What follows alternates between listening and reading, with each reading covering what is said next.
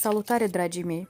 Haideți astăzi împreună cu voi să pregătim cel mai gustos desert, cinnabon. Cu siguranță nu ați mai mâncat atât de puhave și gustoase. Vizionați până la final. Așa, deci haideți să vă arăt ce am eu aici. Am aluat care deja a dospit pentru cinnabon. Deci aici am 500 de grame de făină, un pic de sare și zahăr care am dizolvat în 200 de ml de lapte călduț, așa puțin fierbinte, călduț, și 30 de grame de unt, un pachetel de drojdie și cam asta este tot. Deci am amestecat toate ingredientele și am lăsat ca să se odihnească, să dospească aluatul. Iar acum eu am să îl întind pe masă, voi unge cu unt puțin topit și voi adăuga zahăr cu scorțișoară.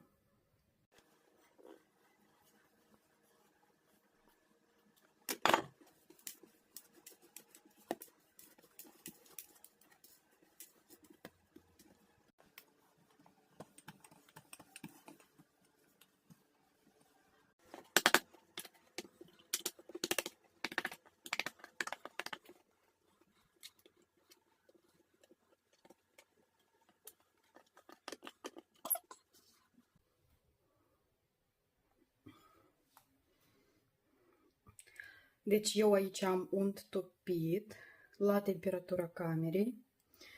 Voi unge acum aluatul pentru cinnabon.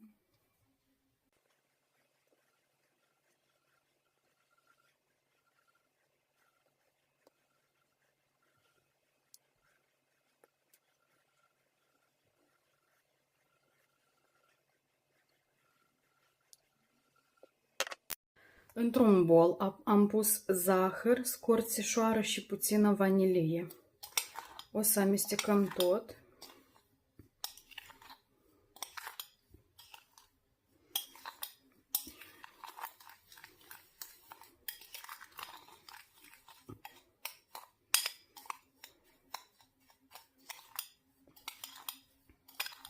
Voi presura deasupra pe toată suprafața aluatului.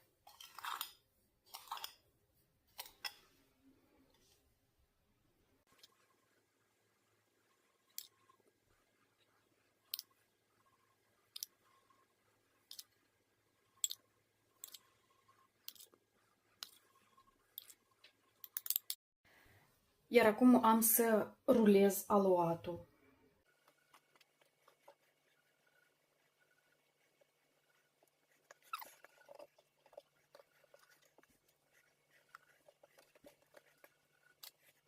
Deci eu am mai îndreptat puțin aluatul și acum cu ajutorul unui cuțit am să tai bucăți și voi pune într-o formă deja tapetată cu hârtie de copt.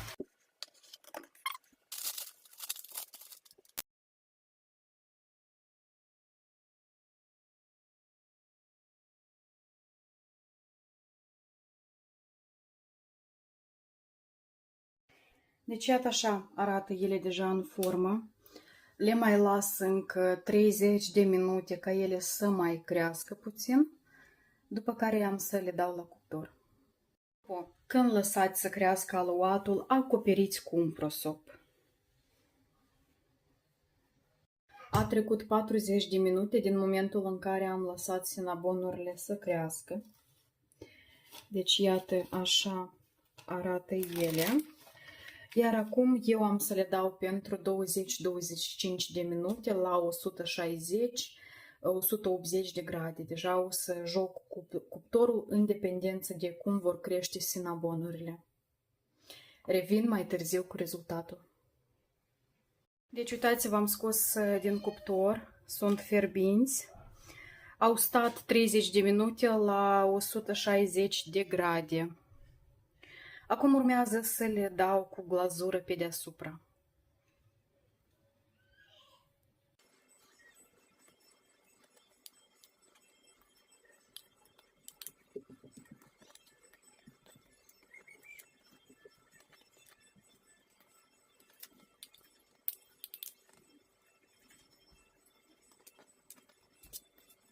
Priviți rezultatul final.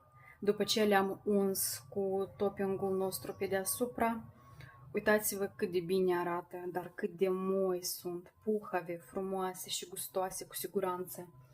Deci acum eu le las ca ele să se răcorească complet, după care noi o să le servim.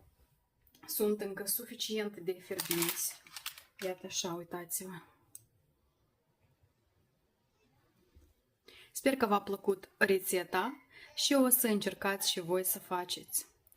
Iar eu vă spun poftă bună!